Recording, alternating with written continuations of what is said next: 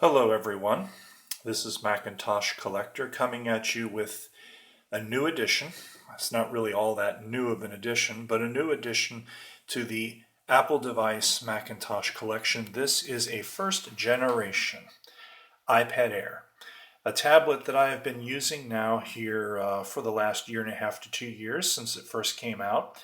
I replaced my iPad 4 with it, and thought I'd put a video up on YouTube because it has been about 18 months since I've done that, just so that to let you know that there's proof of life here and that still got some Apple devices and still thinking about buying some Apple devices, as well as other technology besides Apple as well. So let's go ahead and have a look at the device.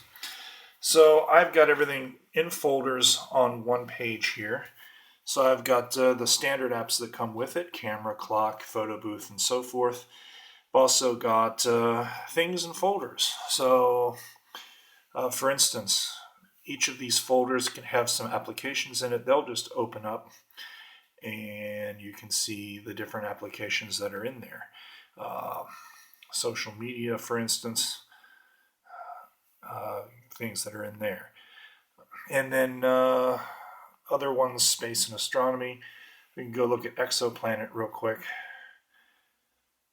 This is a catalog of all of the exoplanets that have been discovered, and there are quite a number of them, like this new one here. It'll show you where it is in the Milky Way and where it is according to the habitable zone of its parent star compared to our own solar system, etc., and where it is in the night sky, okay, compared to where you are.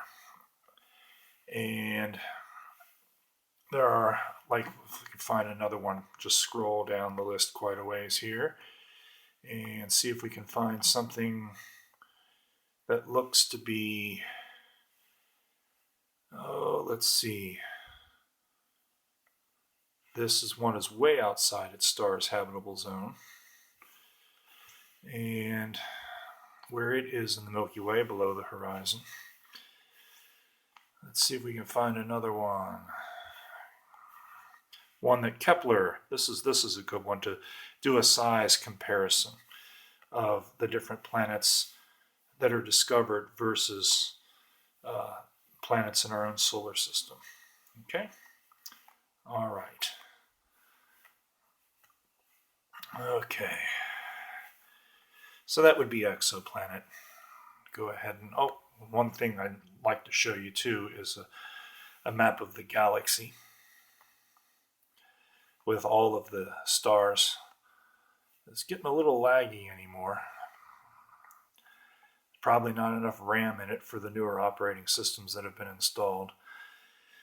But you can see a three-dimensional map here of the galaxy, centered on our own sun, with lines going out to the different stars that have planets that have been discovered around them. You'll see that this area here is heavier than any other because that's where the Kepler spacecraft is looking for planets, right here. Let's see. It gets us in pretty far here.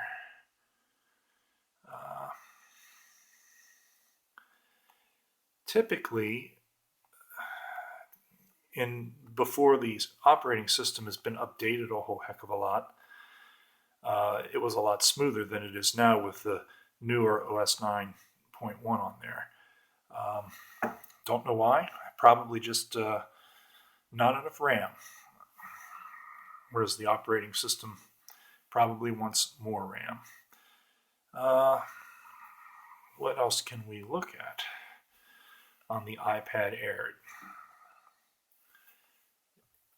Doesn't want to quit there.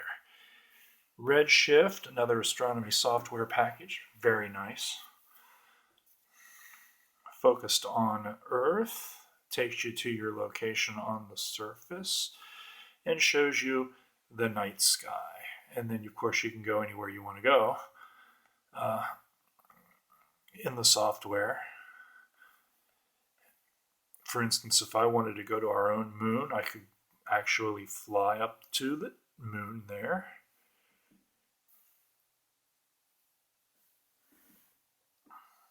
It'll take me there, and then it'll actually allow me to land on the surface, put us down in Mare Crisium. Landing button.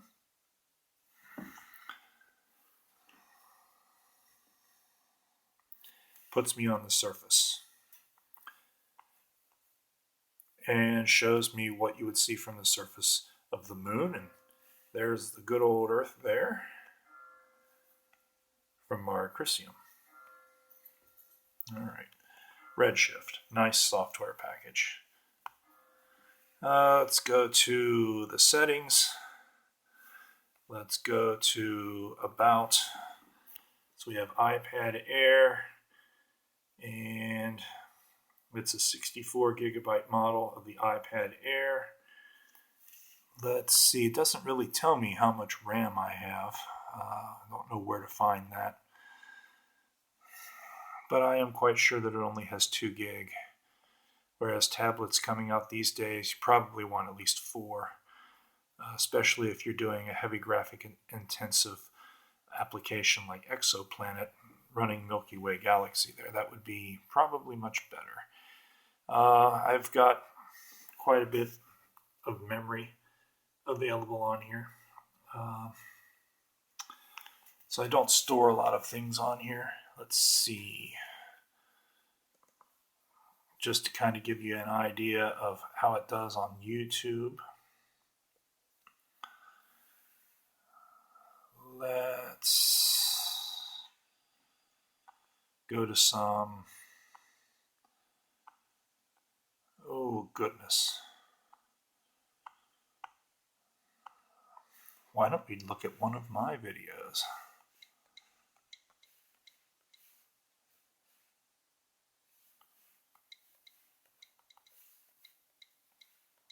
Since I'm not signed in, we'll go to the channel and we'll just look at, oh, for the heck of it, we'll see how it does on PowerBook 5300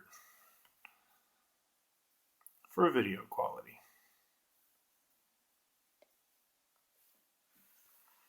Hello everyone, this is the next addition to my vintage. Anyway, that's from the Mac Tracker software.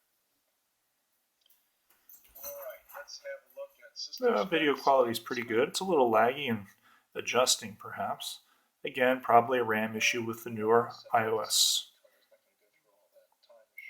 Alright, so that's video quality there. And we've got some games. Angry Birds works very, very well.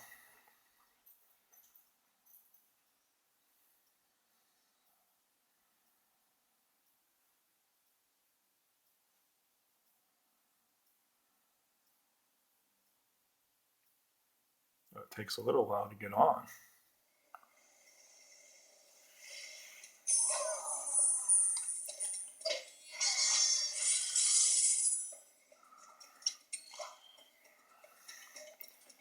So just to have a look at this real quick. So we hold one tablet while we try to play on another. Let's see what it gives me.